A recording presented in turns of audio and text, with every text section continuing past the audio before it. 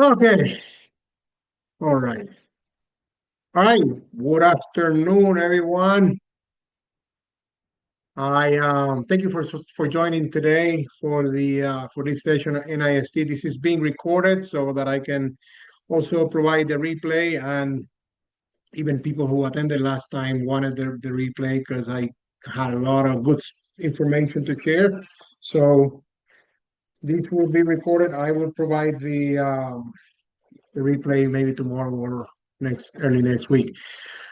So today, last time we talked a little bit about, or a lot about ISO 42001. So these are all frameworks for the deployment or the safe and trustworthy deployment of artificial intelligence. So today, I'm going to focus on the what I call the American version or the American counterpart of ISO 42001, which is the NIST, the National Institute for Standards and Testing, the AI risk management framework, which I am calling a framework for responsible excellence and enduring trust. Now, for those of you who don't know me, I've been with in operational excellence for over 25 years. I've done a lot of work also with high reliability organizing, and over the past year, I've been working in this realm of AI governance and AI risk management, um, trying to apply some of these concepts that I've already mastered in previous industries. I've worked in what I call highly regulated or high stakes industries of aerospace, healthcare, and finance. And so I'm bringing what I've learned from those industries and also coupled with these new frameworks that are coming out, and working with organizations to help get all the benefits from AI at the same time doing it in a safe and responsible manner. Um, so today, what I'm going to focus on is the NIST AI risk management framework. First thing, it's going to be the webinar is going to be divided in two major parts. One is we're going to talk about what the framework refers to as the 7 characteristics of trustworthy AI and why they matter to you and your organization. Then we're going to go into the what are called the 4 core functions of the framework and talk about how to implement. We're going to have some very practical actions on what these core functions look like and how they can be implemented. And you're going to leave here with an implementation roadmap that you can start applying real quick. This webinar, I want to separate things. The way I'm building these webinars is these are for people that are really either in charge of or using AI in their organizations or planning to use AI systems or tools. If you work in highly regulated industries, like I mentioned, aerospace, healthcare, finance, logistics, and also you are somehow responsible for operations or risk management or anything like that, this is really good information and a good webinar for you. This, I'm not going to focus on people or organizations that are actually building AI models or machine learning or anything like that, data science techniques or anything like that. So this is not the focus here. It is for people deploying, using, or thinking about deploying AI in their organizations in those highly regulated industries. Now, before I dive into the framework and the characteristics, I want to talk about these 2 pillars, which are what I am kind of focusing on helping organizations build. And those 2 pillars are excellence and trust. Now, when I say excellence, I don't just mean excellence in AI deployments and AI excellence, just that. What I mean when I talk about excellence is what I've been working on for the past 25 years is that operational reliability and performance. It is that continuous improvement and the complete total elimination of waste in your processes. It is about getting consistent high quality outcomes that the customers care about. That is what I'm referring to when I talk about excellence. And actually excellence is also achieving competitive advantage through innovation. So it's having the capacity and fostering that innovation through your operations. So when we do all of that, AI is just an enabler of that excellence of that operational goal. So we build all that excellence, all that foundation of excellence. And when we are already capable, right? We are really good at quality improvement and at process improvement. We just like you're already excellent as you could be, right? You've done all these things, and now you're applying AI to achieve that next level of your organizational excellence, right? Operational excellence. That's how I'm helping people see this. And so when you do this, trust then is about building that trust, helping people have trust in you. Now, I like to look at trust in two different ways. There's like internal trust and external trust. So internal trust means that your internal teams trust that number one, AI is being deployed responsibly, but number two, they trust the other teams. So for example, your data scientists trust your operation teams to implement the models correctly, right? Your salespeople trust your operations people and your process improvement people to really work on those process improvements that they are kind of like the face to the customer. So it is that internal trust. It means that business leaders trust technical leaders to flag those risks and things of that nature. Now, there's also the external trust, which is we want our customers to trust us. We want to demonstrate our customers why they can trust us. And then we also have other players like regulators that we also need to ensure that we build trust with them. So that's kind of like the the dual part of trust there, internal and external.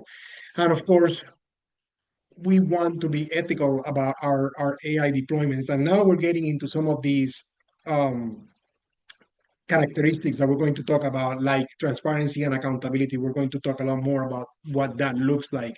But when we build this trust to this point, why are we doing this? Because we are ensuring the long-term sustainability and the reputation of our organization. It's been said, right, that reputation, you can take 20 years to build reputation and it takes you a few hours to destroy it, right? So we definitely want to make sure that we achieve and protect that reputation that we've achieved with responsible deployment practices. So this is kind of like the I guess my framework on how I'm approaching these two trust pillars of excellence and trust.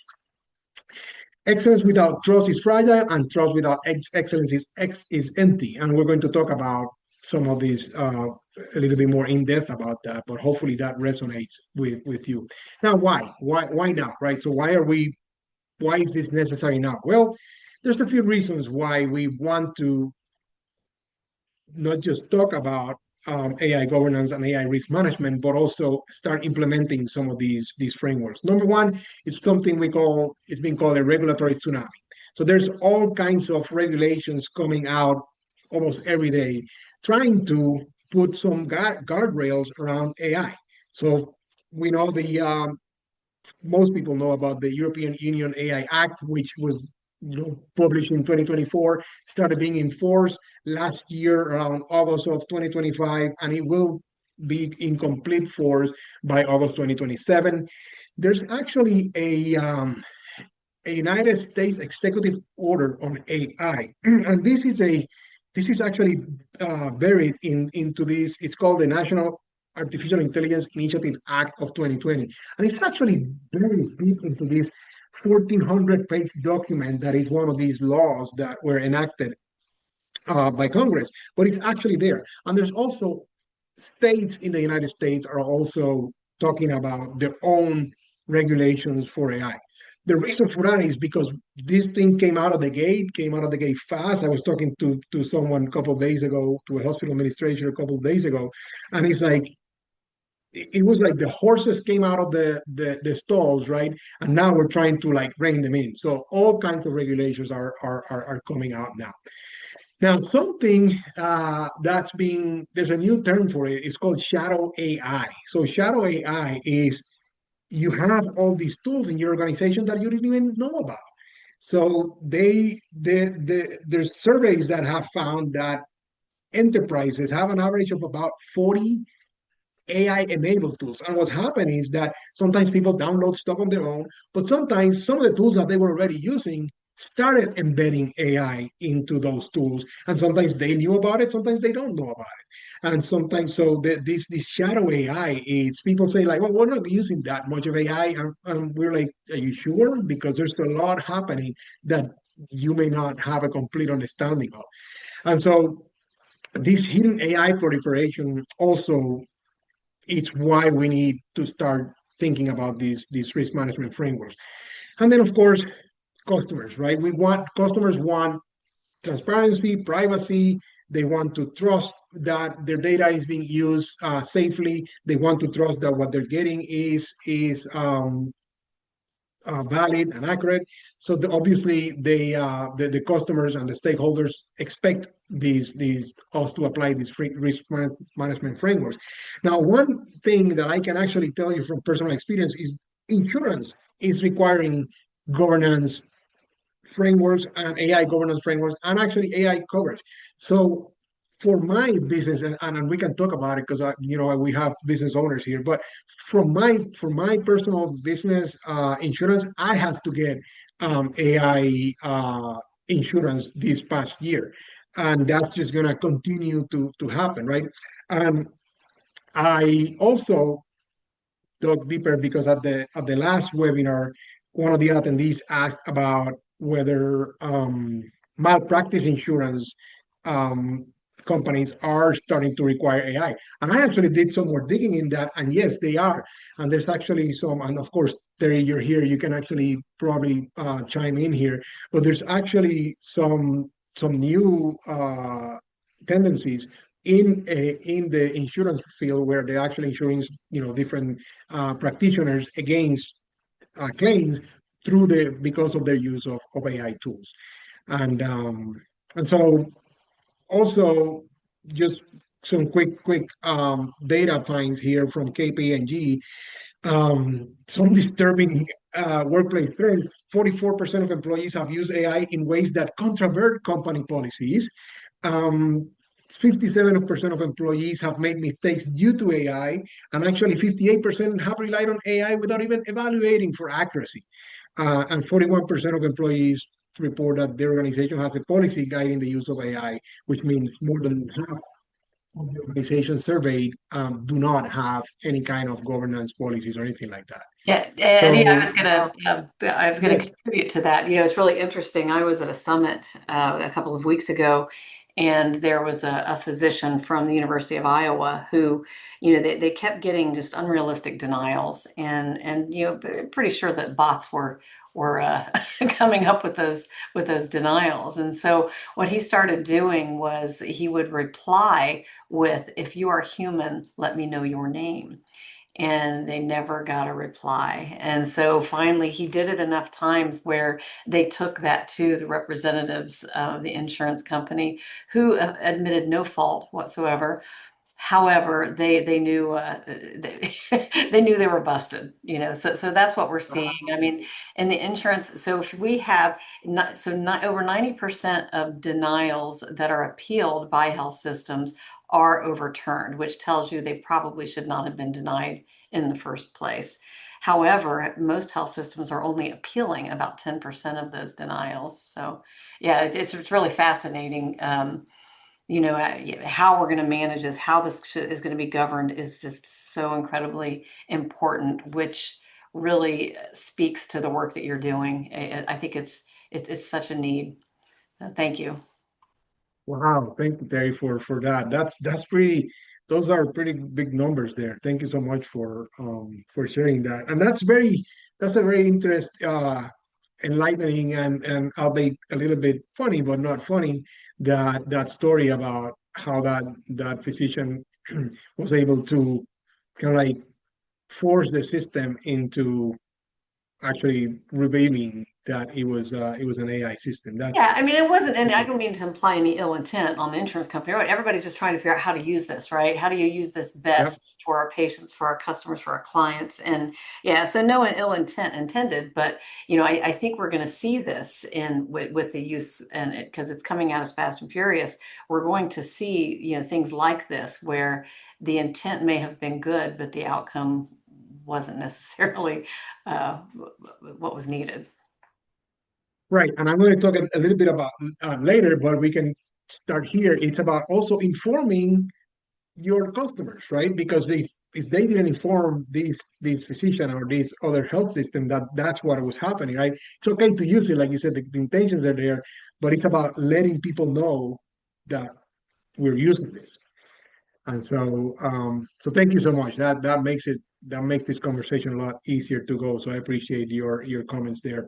Now, sometimes people say, well, our customers are not asking about AI yet. Well, would you rather do it now, or would you rather do it when they find something out after an incident such as the one that we've just talked about? So when we start moving early, we get advantage, right? First movers gain competitive advantage. Like I said earlier, some people say, well, we're not using much AI yet. Well, are you really sure about that? Because like I said from those surveys, sometimes people are not aware of how much AI is actually already embedded into their system. Customer service chatbots, fraud detections, predictive maintenance, things like that for different industries, they all are embedded with AI these days. And of course, reactive is always worse than proactive, right? So it's been some surveys show that reactive governance is between 5 times more expensive than actually being proactive. Um, So, and that's just cost, right? That's not even talking about the reputational cost and the cost of harming customers or society, as the case may be. So there's really a need here, and there's actually kind of like building the case for this. And of course, which of these two pictures would you like to be part of, right? Would you like to be part of the one in the left where something happened and now everybody is in reactionary mode or even jumping off the building? Or would you rather be on the right side where things were deployed successfully, they were pretty well thought of, and so the way I kind of present this also when we talk about governance, well, why AI governance? Well, briefly, I'm going to show why AI is different than traditional software. So we definitely have to manage AI differently than we manage like traditional software. Some people say, well, we already have risk management for our software. Well, AI behaves differently. Now, the second reason is the consequences are asymmetrical. So a small variability or a small error in an algorithm or a model can actually mean bias for a huge swath of the population, and could actually mean have catastrophic failures, right? As we've seen lately in the media. And third, and people don't always think about it like that, but it is a competitive advantage. Having that AI governance in place, it is competitive advantage because now organizations with that mature AI governance can grow faster and deploy faster and deploy without fear, because the reality of it is that when you're not sure, the teams feel it. They're not going to be as eager to be putting things out there to innovate. So when we have that governance in place, when people feel that those guardrails are in place, that also enables organizations to move faster with adoption and deployment and be more innovative and all that stuff. So AI introduces, like I said, some special considerations. For example, the fact that sometimes the decision making within a model is not transparent and it's not explainable. So we need different ways to manage that. And then this whole idea of a system continues to learn after it's been deployed. This is one of the biggest difference with traditional software, because traditional software is deployed and it behaves the exact same way from the moment it's deployed, unless there's, of course, upgrades and patches and things like that. But with AI system, the true definition of machine learning is the fact that after it's deployed, it continues to learn. So how do we manage that, right? And then we have the use of data analysis and machine learning and all that stuff that is actually not necessarily how explainable from a human standpoint. And then, of course, we have all the societal impact. So the framework provides a structured approach that allows us to develop, in the case that, for companies that are developing, but mostly focusing on use and deployment of AI systems responsibly. Now, the bottom line here is that whatever governance people already have around IT, if it doesn't specifically address these characteristics of why AI is different, then we need specific AI risk management. So enter the NIST AI risk management framework. What is it? It is actually a voluntary framework.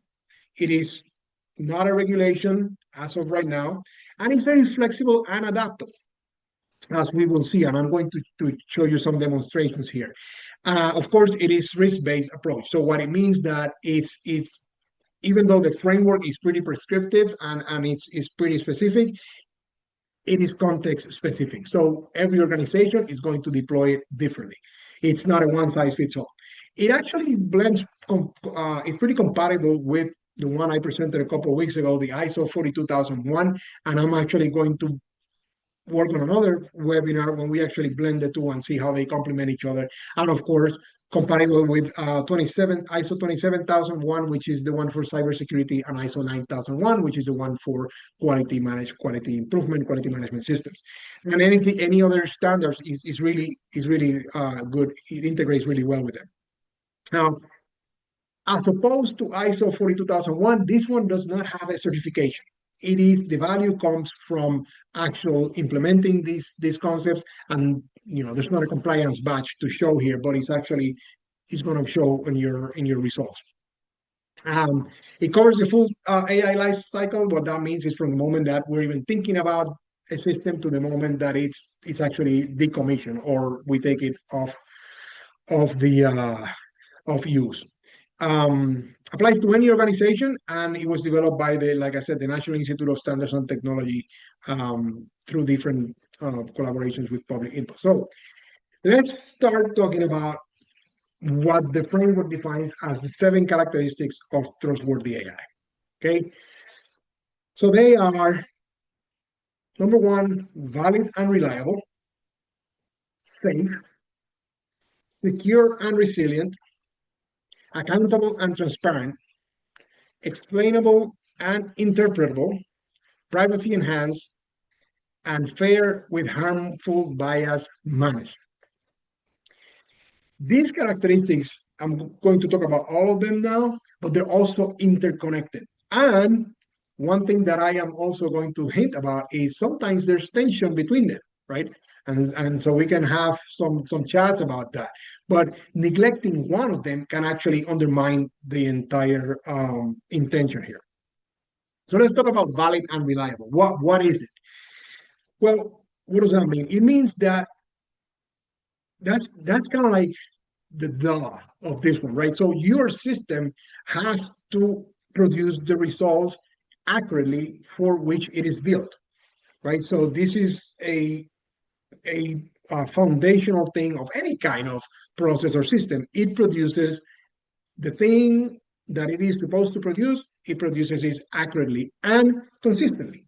So this AI system is actually performing accurately and consistently. So that's what makes it valid and reliable.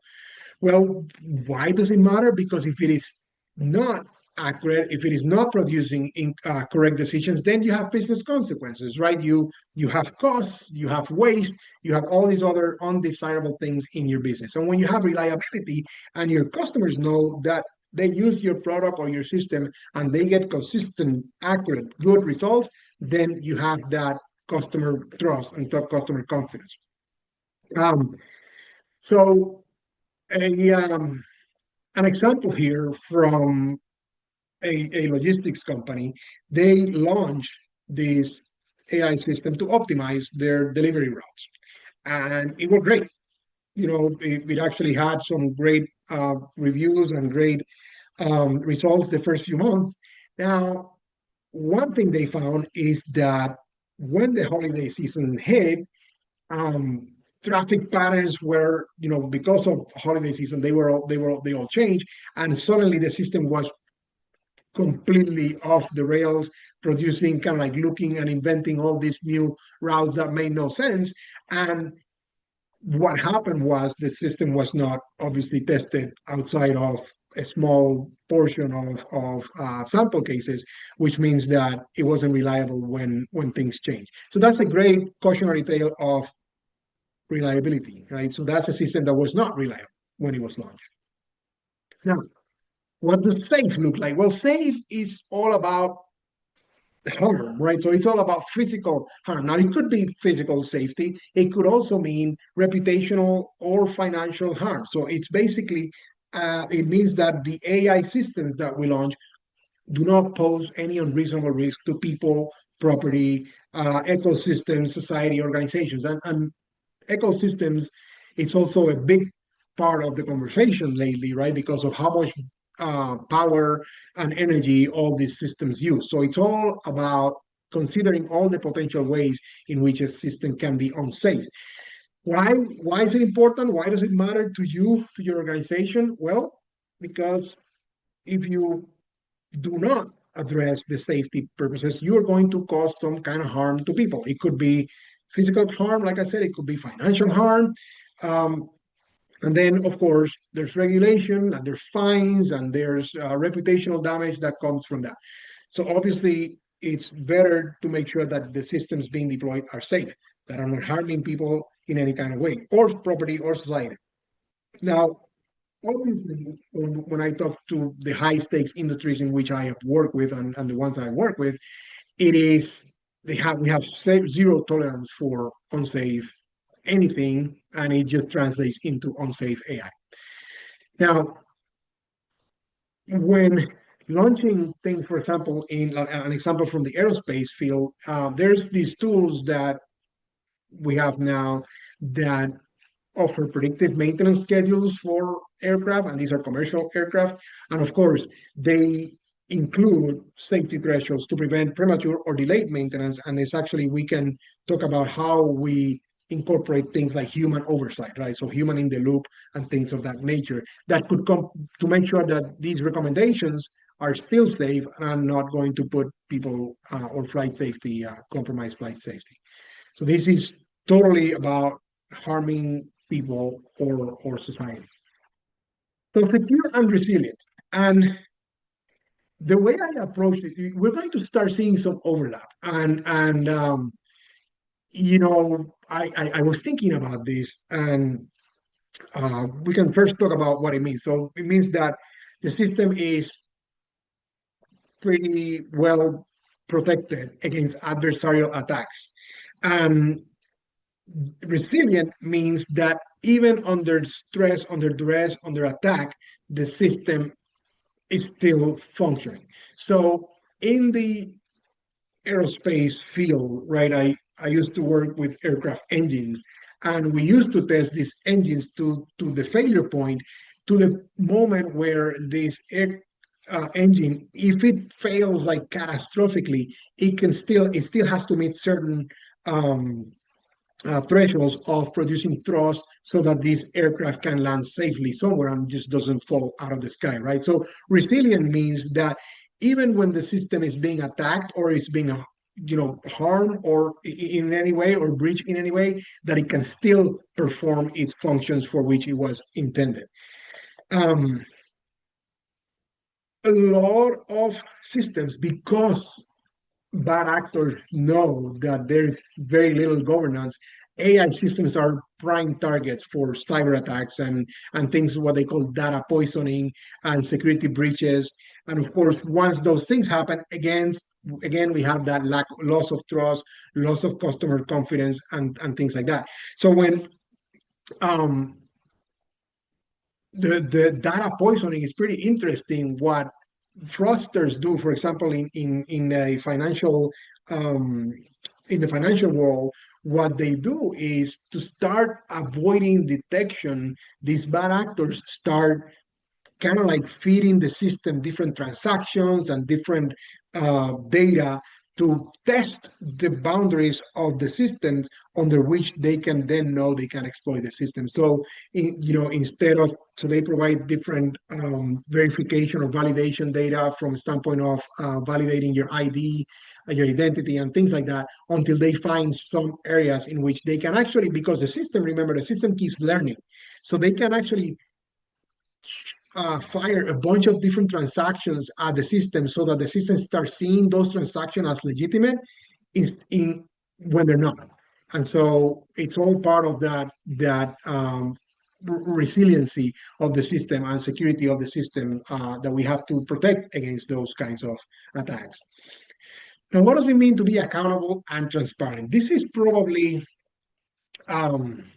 transparency is not the same thing as explainability, but it's kind of like a precursor of it, right? So what it means to be accountable and transparent is that the organization can demonstrate that the system is performing as intended, and also who is responsible for all the different outcomes of their systems.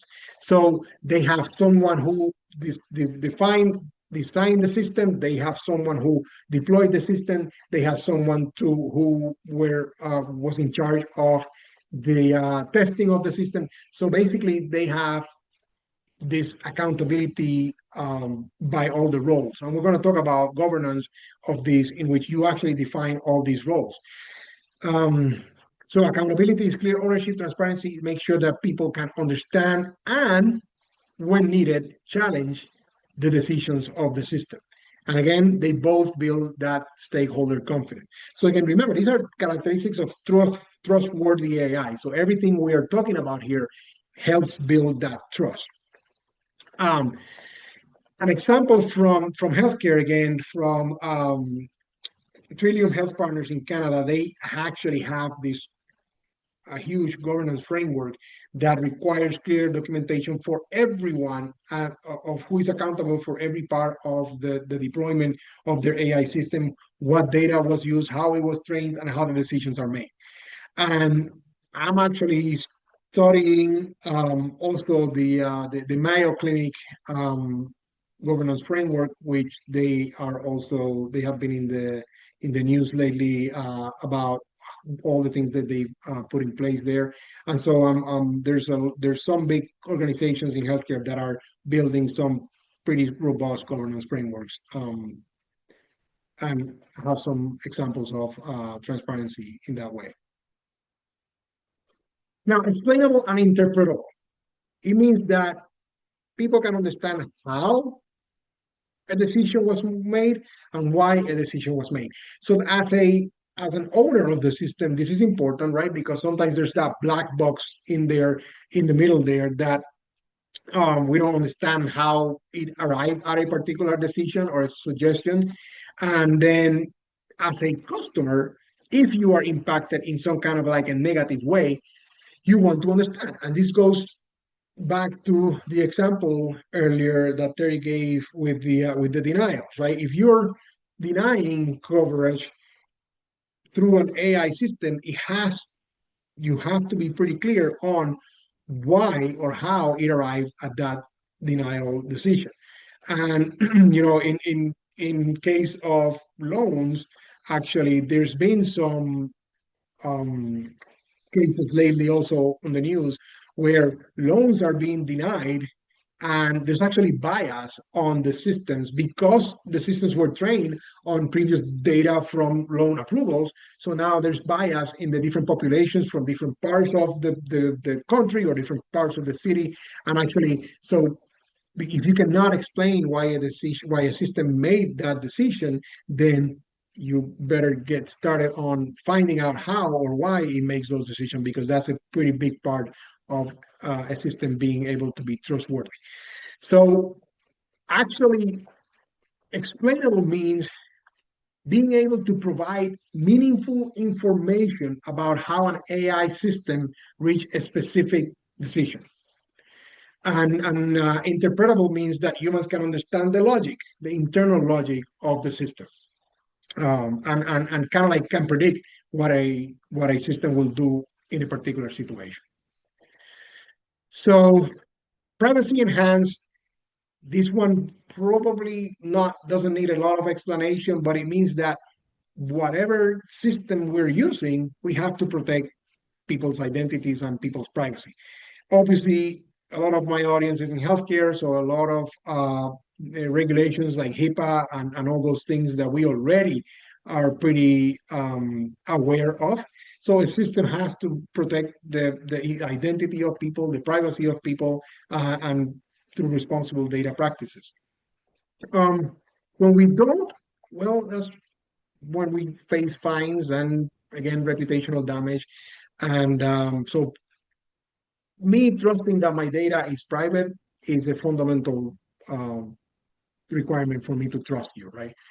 And that's a big thing why people these days are leery of providing any kind of information or using any kind of systems online. um, we have examples from healthcare of tools that are used currently, whether it's for the diagnosis decision, helping diagnosis decisions, or in different cases to analyzing patient records. Any kind of system that is accessing that kind of data, then it must have two these things in place where you have like data minimization, where you actually only use the data you need, the identification, where you completely separate people's identifiable characteristics from the rest of the data. You can still use the data, but you want to use it de-identified. Access controls, and also obviously gates on who's using the data, documentation of who's accessing the data for what reasons, etc. And so finally,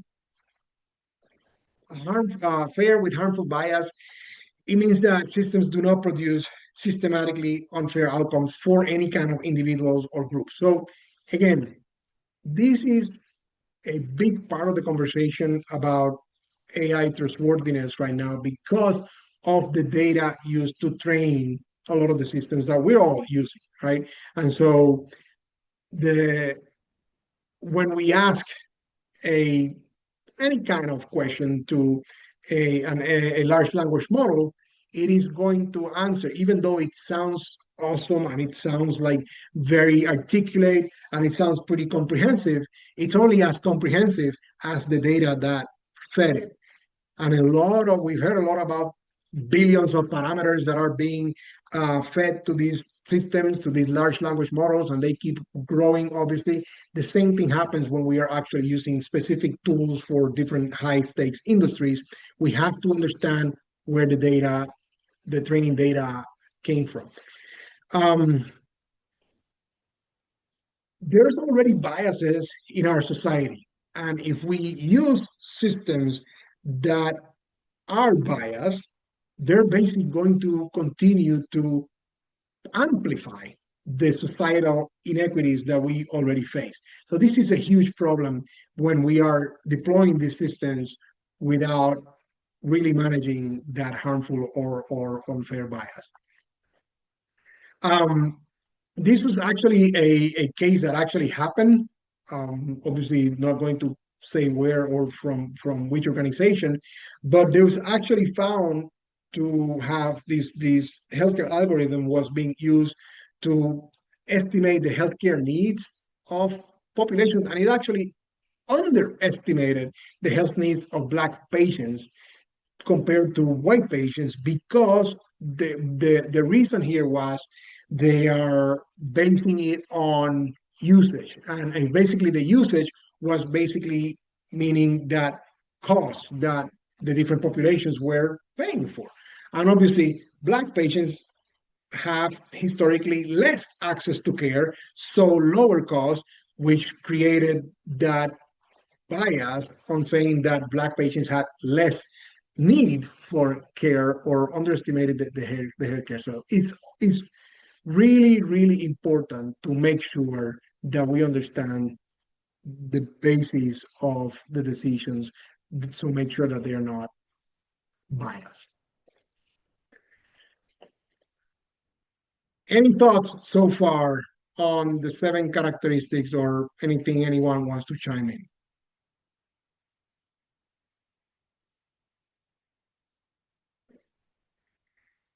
I kind of like to put them in different buckets. So for me, ensuring technical performance of the system, it means that's why we need, when we build valid and reliable systems, safe, secure, and resilient systems, that's kind of like all about the technical performance of the actual AI system or the AI tool. When we talk about being accountable and transparent, explainable and interpretable, now we're really honing into that oversight and governance piece of it. And when we talk about privacy enhanced and fair with harmful bias managed, it's all about society and ethics and that impact on people. Um, like I said, some of these things overlap. You're going to see, even when I'm kind of like defining them, we always feel like there's a little bit of overlap. So, well, is that being safe or is that being secure? You know what? I don't care. The important thing is that we're aware of it and that we do something about it. I feel like the same thing we do with the waste categories when we're like, well, is it transportation or is it movement? I don't care. As long as you identify it as waste, we know we need to do something about it. So the same thing here is it being, am I being flexible or am I being transparent? Actually, one probably fits the other. So let's work on both of them. So the way I look at them, there's a lot of interactions here. And as I was saying, there's some actual tensions between them. And I have this whole other concept. We talk about polarity, right? Managing polarities when it means that you cannot have one without the other. So when we actually try to, for example, we try to make a system that is valid and reliable, well, that may actually have some tensions with fair with harmful bias managed because of the way we have to de-identify, or privacy enhanced because of the way we have to de-identify the data, and now how do we validate it. And there's actually some inherent tensions between some of these, which is the more reason why we need robust management, risk management here. All right, let me open up the chat, because where is the chat? Chat. Oh, sorry.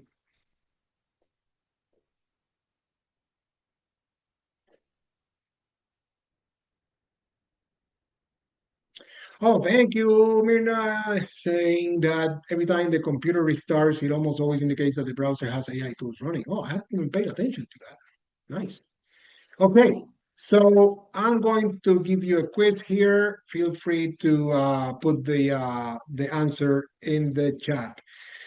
So out of the characteristics that I just mentioned, which one focuses on protecting AI systems from adversarial attacks? Is it being secure and resilient? Is it being safe? Is it being accountable and transparent? Or is it valid and reliable? Can anybody recollect which one it is?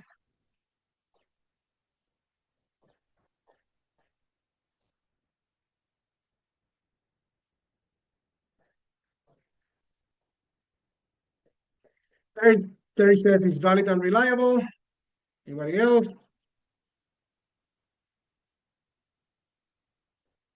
And Windows says it's valid and reliable. So this one, it's part of that whole thing about some of these things overlap. Specifically, the one that talks about adversarial attacks is that's being secure and resilient, but that actually trips people up again because reliability sometimes feels like it's part of that security and resiliency. So it's all good. Again, important things we need to work on them, but it's actually when we're talking about being secure and resilient, when we're talking about adversarial attacks. So what about this one? What does explainable mean in the context of trustworthy AI? Does it mean that the AI is transparent about its source code? Does it mean that you can provide meaningful information about how the AI reaches a specific decision? Does it mean that the AI system is accountable to regulators? Or does it mean that the AI system has high accuracy?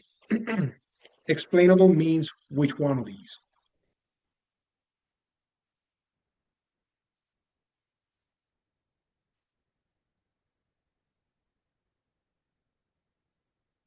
No clue? B? Wait, I think I'm missing some chance. Okay. B, yes, it is B. That's what explainable means, is that we can provide some meaningful information about how the AI reaches a specific decision. How about this? Perfect fairness, it is mathematically possible if you use the right algorithm. Is that true or false?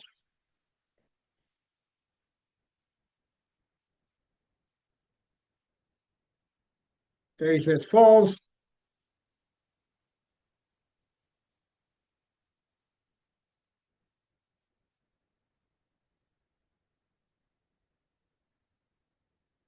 No clue. Okay, well, that's actually false. And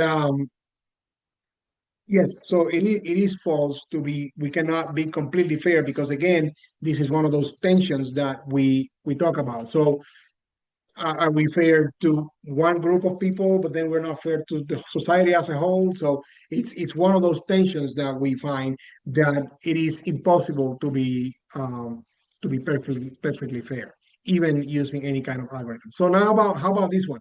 Which characteristic means AI systems should maintain functionality even under unexpected conditions? Does that mean being safe, valid, resilient, or privacy enhancing?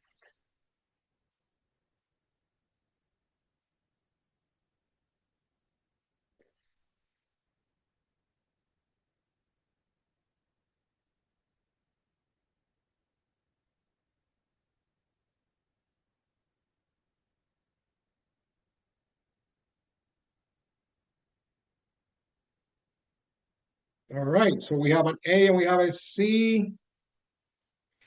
All right, so again, tripping people up here a little bit, but mainly we're talking about resiliency here. It is that example I gave about the aircraft engine, right? So we used to shoot birds at the engine to make sure that even after a bird strike, the engine can still perform to a point where the aircraft can at least land safely. So it's that resiliency means that the system can still maintain functionality even while it's being attacked or while it encounters some unexpected conditions. Good, good. Thank you for participating. Now that we understand what makes AI trustworthy, we need a framework to help us achieve that. And that is what the NIST framework provides. The framework is divided into these four core functions, as they refer to them. They're govern, map, measure, and manage. And what does that mean, right? So they they translate those seven characteristics we just talked about into something actionable that we can actually work with. I'm working with my chat here. Okay, so for example, governing. Governing, it's all about establishing that organizational culture and the structures for good AI governance. That's what the govern function is primarily about.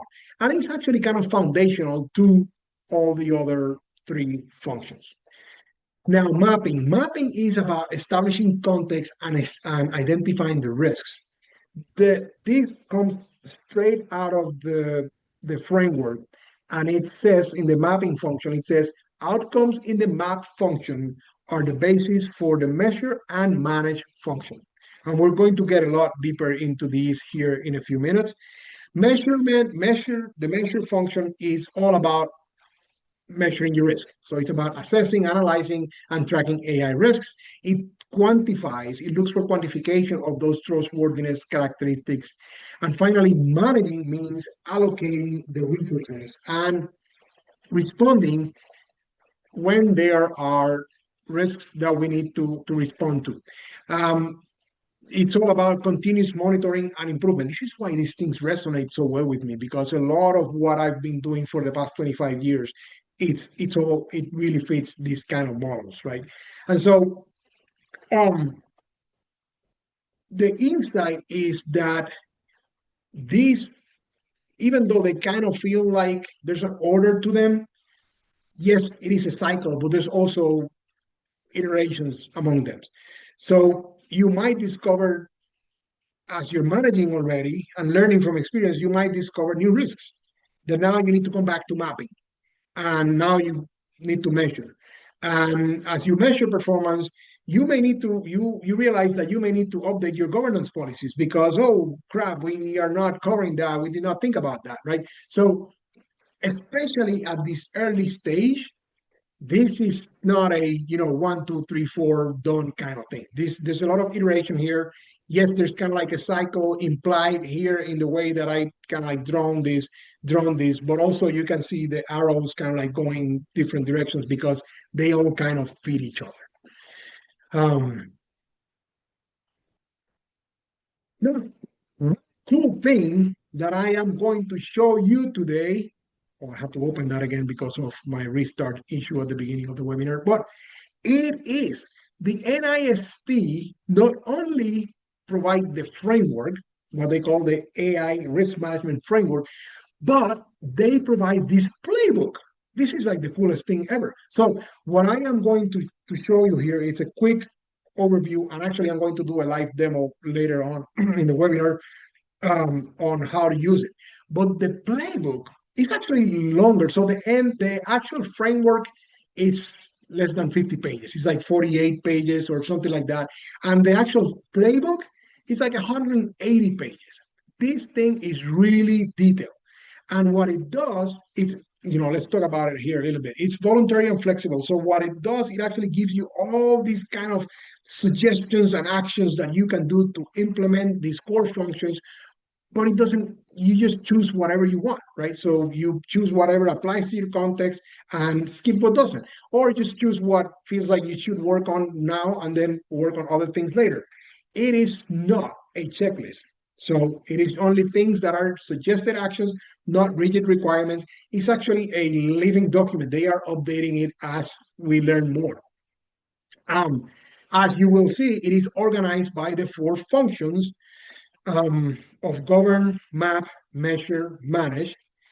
It is so focused on the actual doing of these things to really, really help organizations come up with some specific actions to achieve each what they call subcategory outcome. I will explain what that means here in a minute.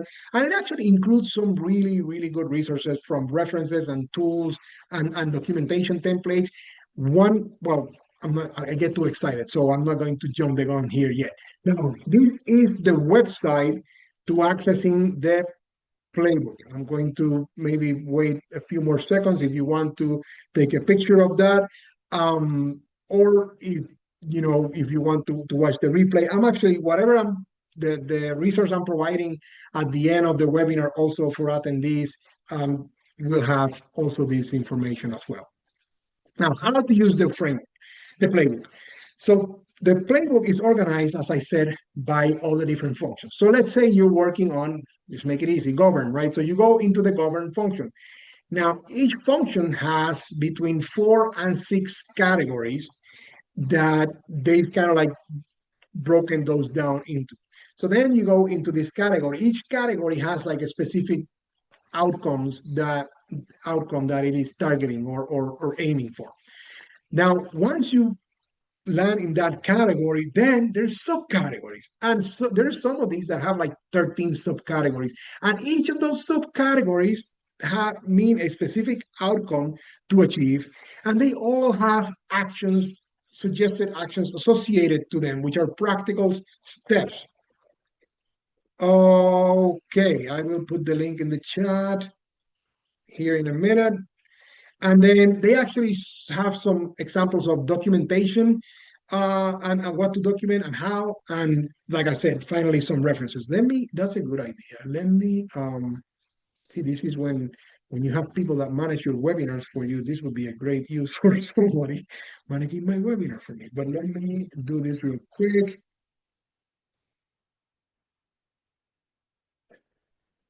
Thank you for that suggestion, Myrna. It is there, and that's the playbook. And since I'm here, I'm going to open, but I'm actually going to,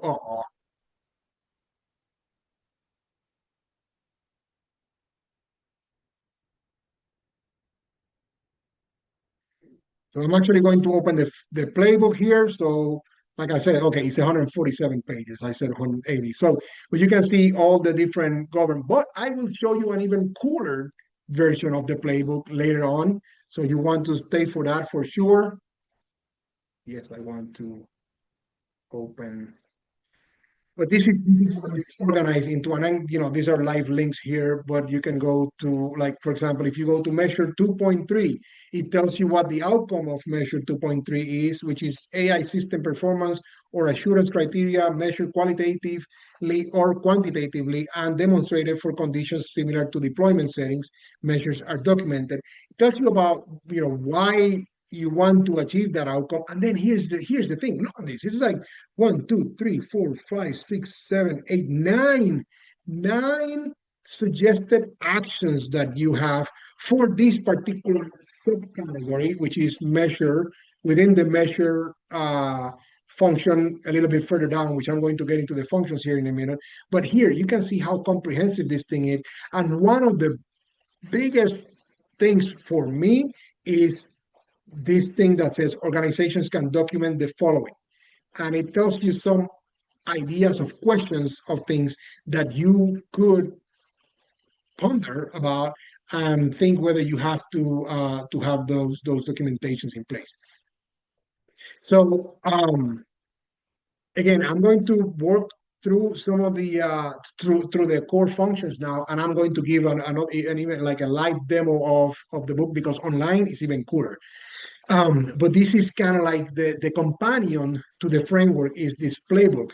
And as you could see, that it's pretty comprehensive. One of the things that I'm amazed is the fact that there were some visionary people actually putting these standards or frameworks together. Even same thing for the ISO one. These things came out 2 years ago when AI was just on that off ramp, kind of like trying to take off. And the fact that there was these visionaries that saw the need for this so comprehensive right now, this to me is one of the things that I admire about the groups and the organizations that put these things together.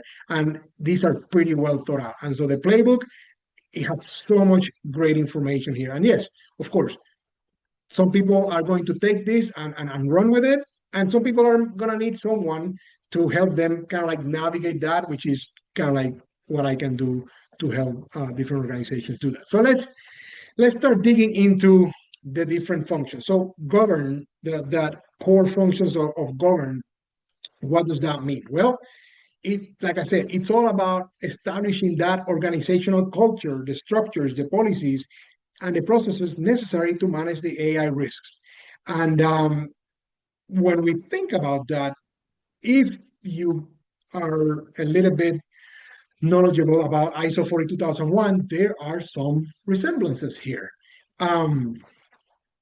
When we think about policies and context, so we're going to talk about why do you want to do the governance function? Well, you don't want to be doing AI ad hoc, and that means without any kind of purpose or direction. So when you don't have governance, you could risk all these risks that we've been talking about, right? Where you lose trust, where you harm people, all those things. So governance ensures that there's accountability from leadership and there's commitment from leadership into actually governing AI to ensure trustworthiness. It focuses a lot on clear roles and responsibilities, that whole accountability thing. It helps create that culture, that mindset of risk management across the organization. That's what a lot of what the leaders are in charge of, is making sure that everybody understands that this is our mandate, that we are all behind it. This is not just compliance job, or this is not just risk management job, or this is not just quality's job, right? It is across the organization, everybody is bought in, and that's what governance helps us do. And of course, things like the internal organizational values and the vision statement, things that organizations already have in place. Governing AI ensures that your deployment of AI is aligning with your internal organizational values. And of course, there's already systems in place, and governing helps you understand how this framework can already integrate with those existing systems that you already have in place. Now, organizations without AI governance could face fines, reputational damage, operational failures, and loss of stakeholder trust. Well, again, there's a lot of information here. So I'm not going to dig so too deep. I'm looking at my watch already. So gotta make sure that we're mindful of the time here. Oh, hold on, I clicked something over here. So govern has 6 major categories, right? And so each one of those categories is kind of like a stated outcome. So govern 1, 2, 3, 4, 5, 6. I help you summarize them in this way. So govern 1, it's all about policies and processes. Govern 2, it's about establishing that culture and starting to foster that responsibility throughout the organization. Govern 3 is pretty interesting because it's about diversity, equity, inclusion, and accessibility from the standpoint that you have to build interdisciplinary teams to manage AI. Because again, you're trying to fight that bias, right? You're trying to find where your system could be unfairly targeting or excluding certain populations. So diversity, equity, and inclusion and accessibility from the governance standpoint, it's about building those interdisciplinary teams to help manage AI. Govern 4 is about risk culture and safety. So things like making sure that people can raise their hand and say, I don't think that's safe. I don't think we should deploy. Things of that nature. Whistleblower, people can actually challenge the decisions of a system. Those are all about risk culture and safety. And again, this sounds a lot like some of the things we already do for a lot of the operational excellence frameworks that we use, right? So sometimes it's an extension of that into the realm of AI. Govern 5 is about engaging stakeholders, want to get external feedback from customers, from other industry observers, from regulators, maybe, and define the tolerances with approval and disapproval protocols. What that means is go, no go. So as an organization, we are going to define what our risk tolerance is for our AI systems. And if it exceeds a certain number, then we know we're going to not deploy, right? And then govern 6, it's about that third-party risk. A lot of our organizations, a lot of my audience, I think, they're not deploying their own tools. Some of them are, but a lot of them are using tools that come from third parties. And Govern has a lot of key actions around managing third parties and vendors and making sure that you're asking the right questions. So Govern 1 is about establishing your risk management. RM is risk management policy here. So Govern risk management policy and objectives. What is that level of tolerance that we are willing to accept? How does it integrate with other existing qualities, other existing policies? Again, it provides that strategic direction for the use of AI across the organization. That's kind of like what we want to build with our policy. And it's actually pretty, you don't have to start with having like a 10-page policy. You can start small, but it's important that we start thinking about what is our stance when we think about use of AI. Govern 1, right at the foundation, right, tells us a little bit about we have to inventory our AI systems. Like I said at the beginning, people think they're not using a lot of AI. Well, let's start finding out. And things that we can capture is, who's the vendor, what's the system name, what does it do, how is it being deployed? Is it deployed for the actual cases that it was tested or bought for? And then I'm going to talk a little bit about the risk classifications here of high, limited, or minimal. Does it touch other systems? How does it impact downstream decisions, etc.? And sometimes we just have to survey our staff, right? Our department heads. Do they know the systems that are being used? Sometimes we can check any kind of systems that have been bought lately. Do we have software licenses that we can audit? And then good resources from the IT and operations team that we can interview. A lot of this is manual work. I will warn you about that. It is manual work, but it's work that needs to be done.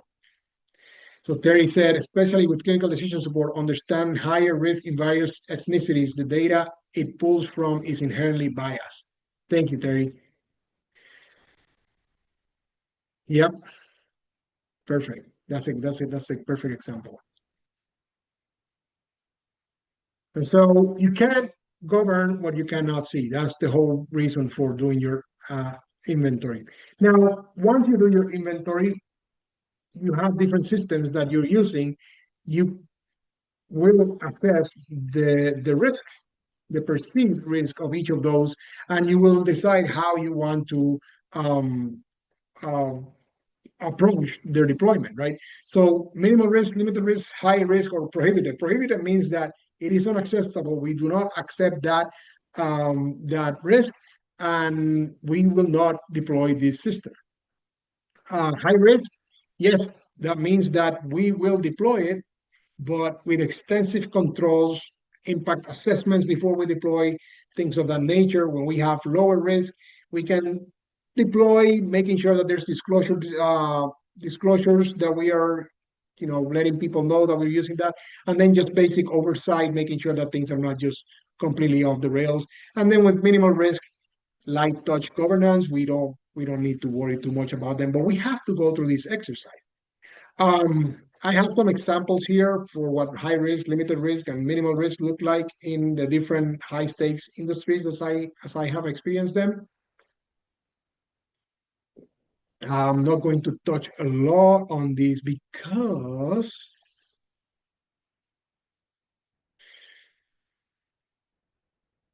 okay. So mapping.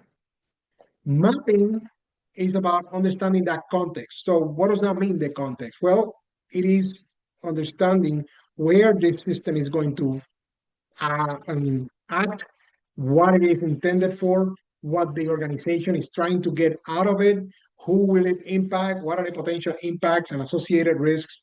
Why? Well, as I mentioned already, this is straight from the risk management framework. Outcomes in the map function are the basis for the measure and manage functions. Without contextual knowledge and awareness of risks within the identified context, risk management is difficult to perform. I don't think I can say it any better than that.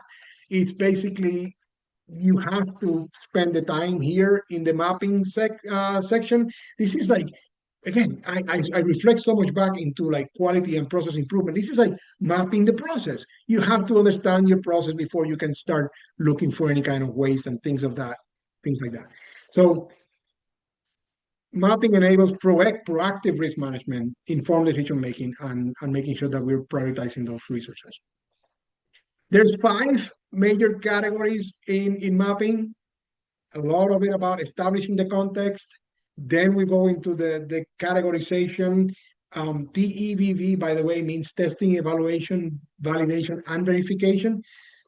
These are things that we should have in place when when we get a system, whether it's ours or we bought it, we need to test and evaluate and validate and verify. Benefits and risks. We want to make sure that we understand the perceived benefits or harms. And then this one also touches on third parties risks that we could run into. And this one is heavy, mapping is heavy about those impact assessments. And the part about human oversight that you see here, when we think about human oversight, there's 3 different levels. that we can achieve, right? So there's the human in the loop, which means the human reviews every decision. There is the human on the loop, which means the AI has a little bit more autonomy, but the human still monitors and can intervene. And then there's a human in command, which is we just put some boundaries and policies in place, and the AI can operate within them. The most important thing about human oversight is that the humans always have kind of like the final say. They always have the authority to override the AI. And in healthcare, we are seeing a lot of systems that are like that, clinical decision support and things like that, where we actually have that final say from a radiologist or any kind of practitioner like that.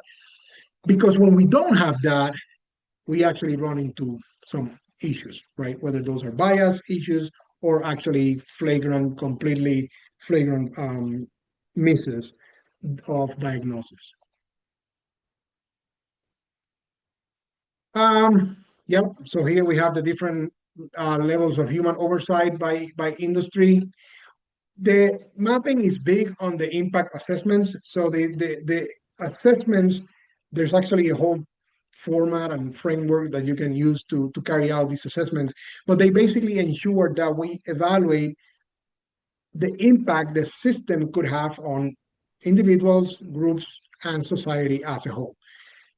Key questions that we like to answer or look for answers are: who is affected by these AI systems decisions? Could it produce unfair or discriminatory outcomes? Is it transparent? What happens if the system fails or makes an error? And then, is there any recourse to contest decisions? Oh, yes, I have an example here of an actual impact assessment findings for an AI-powered triage assistant. So one thing is, impact does not always mean negative impact, right? So impact is not necessarily a risk. Impact is a benefit, could be a benefit. So impact could be either benefits or risks, right? So in this case, the impact assessment found that this assistant had positive impacts like faster patient prioritization, reduced wait times for critical cases, and standardized triage criteria. Now, potential negative impacts of this were that there might be some bias in the training data, or it actually start creating some over reliance where people start relying too heavily on the system without using their judgment.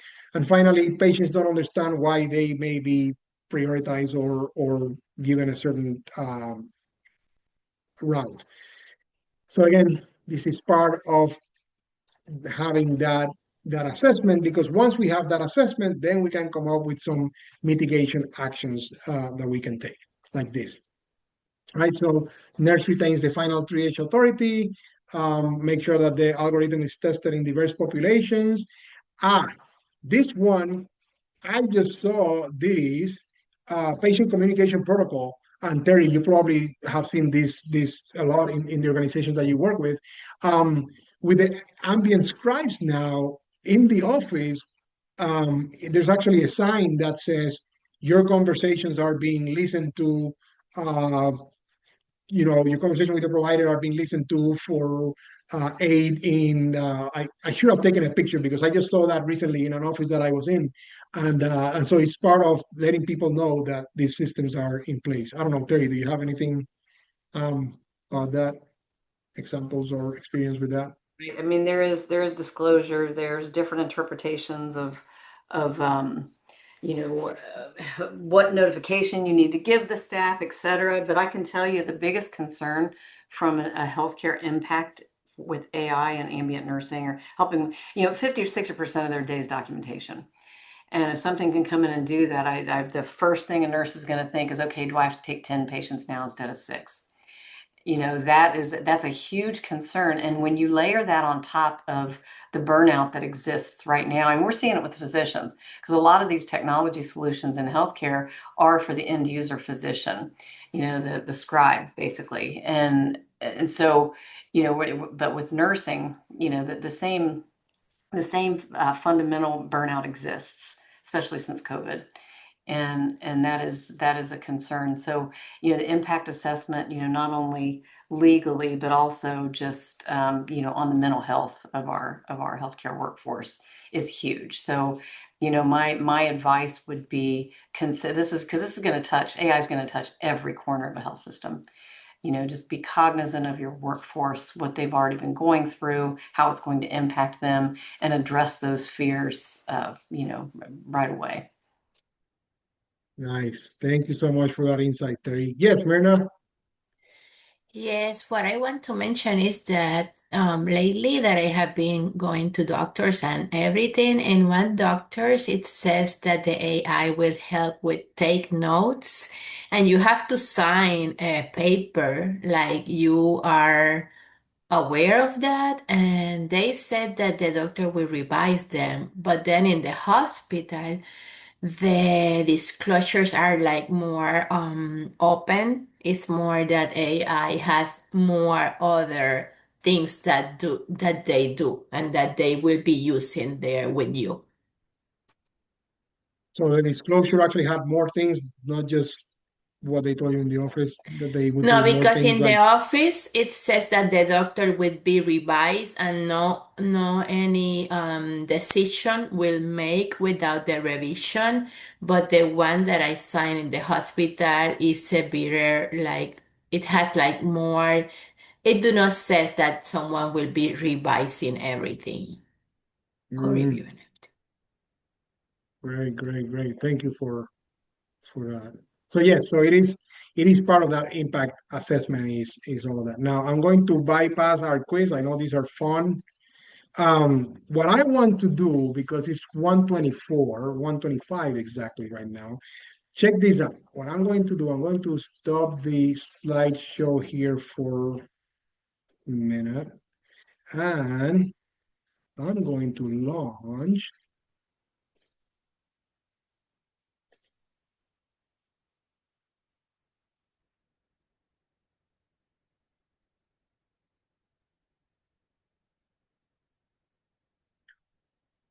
the framework because I want you to see the actual website of the playbook. So check this out. When you go into the link that I shared earlier, you find this the playbook here. Actually, you can actually access the framework here if the document is also here as part of that. But I'm talking exclusively now about the playbook. Here you have the 4 functions. So it's a lot more interactive if you do it, and there's different ways in which you can download it. So if you go to, like, for example, manage, it takes you to that manage function. Now it can tell you here, see, you have 4 major categories, and when you first manage one means that AI risks based on assessments and other analytical outputs from the map and measure functions, like I said, there's a lot that comes out of those, are prioritized, responded to, and managed. Now it tells you that manage 1.1, it's about making a determination as to whether the AI system achieve its intended purpose and stated objectives. Boom. Then you open that one, and like I said, you can see the actions here.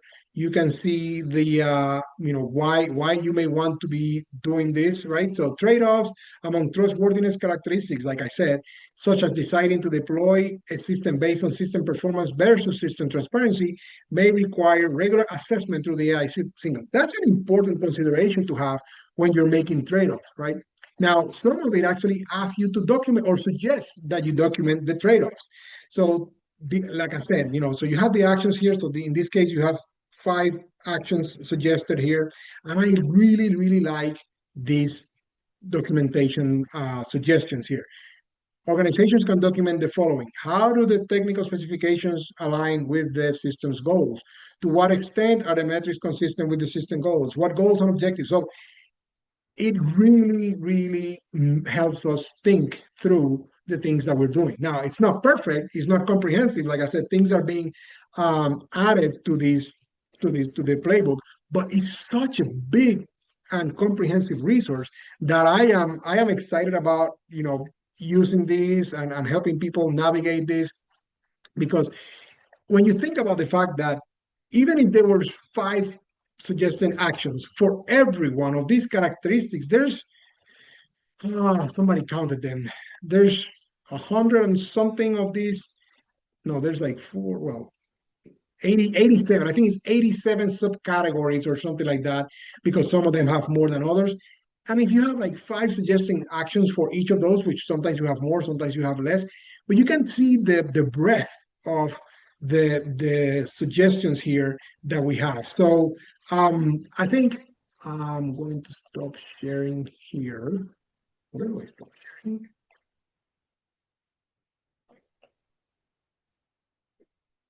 And hopefully you guys can see me now. And I'm going to, because like I said, I am going to, make sure that I respect your time. I said an hour and a half. We had a couple more uh, details to cover. I wanted to cover also I had an idea to cover the vendor, the trust, the due diligence to do with vendors when we think about from the governance standpoint, but I can do that at a later webinar. But what questions or what thoughts does the audience have at this point? And thank you for being providing those throughout. And just I'm Okay, sorry, so Myrna has a question. how can one address the scenario in which humans supervising an AI process become increasingly dependent on it due to the misconception that the AI is smarter than they are? Does this framework provide for implementing garbage filters? Yes. So one of the things that I just mentioned, and it talks about the different questions. There are different parts of the framework that touch about over reliance on that, and some things are about continuous monitoring of the system. Number one, not only is making people see that there's something called drift. So sometimes the answer is not the same today than it's going to be tomorrow or a month from today. So making sure that people see that so that they understand that they shouldn't completely rely on it. And there's also management systems, the suggestions that you can say, making sure that how are you testing people's usage of the system, making sure that they are validating it and making sure that they're not taking the output from the system as what I say gospel and not even questioning. Sometimes the big issue that has happened sometimes is that there is not a challenge mechanism. So the framework, the framework and the playbook guides us to establishing a challenge mechanisms that people can actually challenge the decisions from the AI system. Thank you. And Terry, did you have one, or did you want me to be aware of that?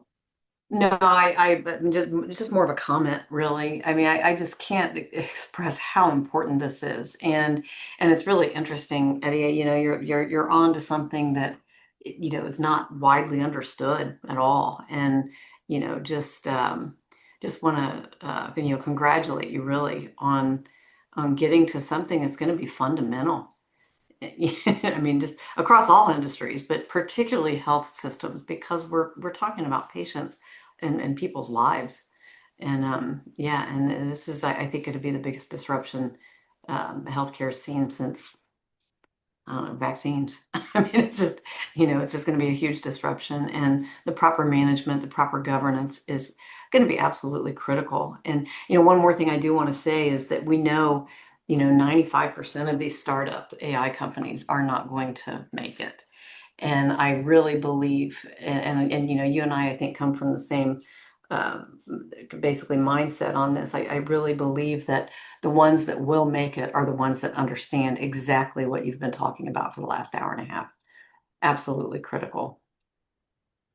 Absolutely. Especially like, if you're working with healthcare or any kind of these high stakes industries, you cannot survive if you don't have this in place.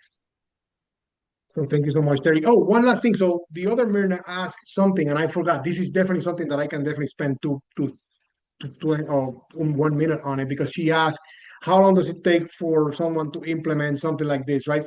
Well, to implement the whole thing, right? This is not a one thing that you're ever going to be done with, but you can start somewhere. And what I am going to challenge people is that you can start with this within the next month. And so you work each of the functions 1 week, and it just starts small, right? So from the governance function, the first week, we can definitely make sure that we have someone that is in charge of leading governance and start creating some basic documents, whether it's policies, and start defining some roles and responsibilities. Actually have a meeting where we actually kick off these AI risk management if nothing exists yet. That's all part of the first week.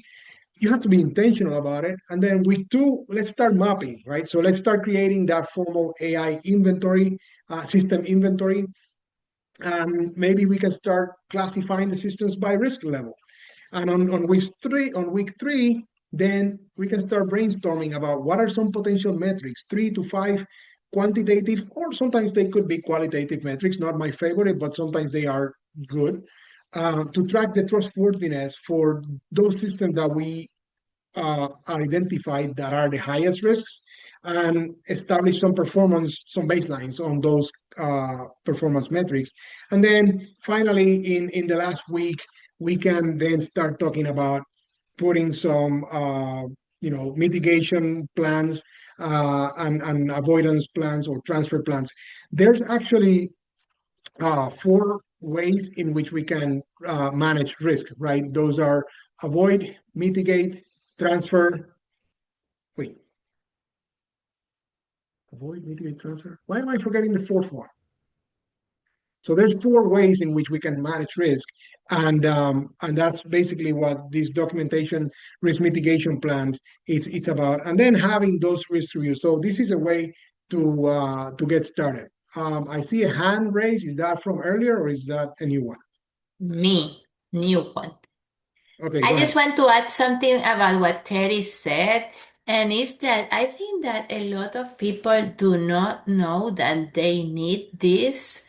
I'm really not sure how we can spread more this word, but I thought that what she said is very critical because it's people lives, but there is a lot of people that think that I think that they rely in their systems, but they are not really um understanding all the risks and how much important is what you are sharing with us.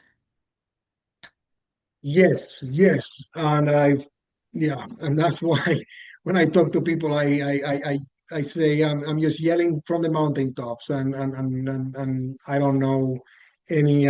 But yes, you are right, and I don't know of any other way of making sure that this is in front of people. I I, I don't want to say, but sometimes people wake up when it's too late, or when an alarm is raised, or something like that. Unfortunately, I'm trying to encourage people to be proactive, and not exactly sure how to crack that nut.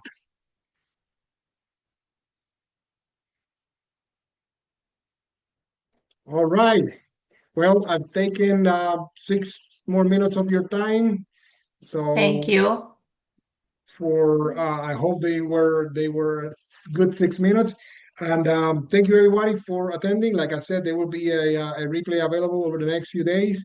Thank you. And so let me know anything else you want to focus on. One of the things I am going to do um, is do another one in which I kind of go kind of like a crosswalk on how ISO 42001 and NIST kind of complement each other.